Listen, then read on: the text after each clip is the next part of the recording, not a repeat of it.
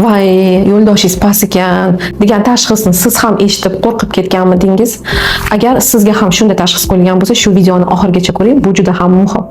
O'zi aslida yo'ldosh nimaga kerak? Yo'ldosh homilani qon bilan ta'minlab beradi, oziqlantiradi, kislorod yetkazadi va himoya qiladi.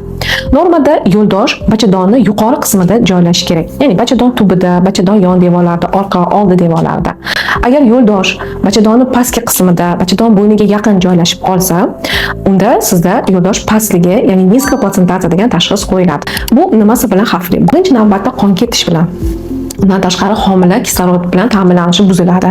Tug'ruq vaqtida har qanday asoratlar bo'lishi mumkin.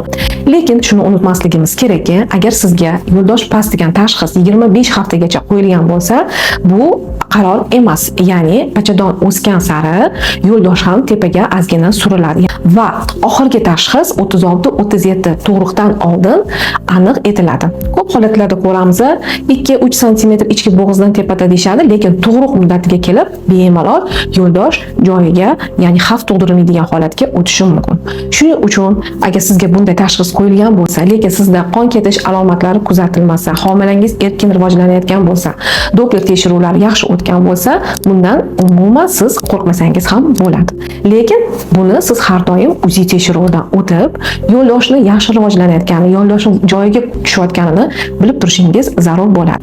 Akusherlik va ginekologiya uchun eng zo'r dolzarb mavzular aynan doktor Umida Faiz profilida obuna bo'lishni unutmang.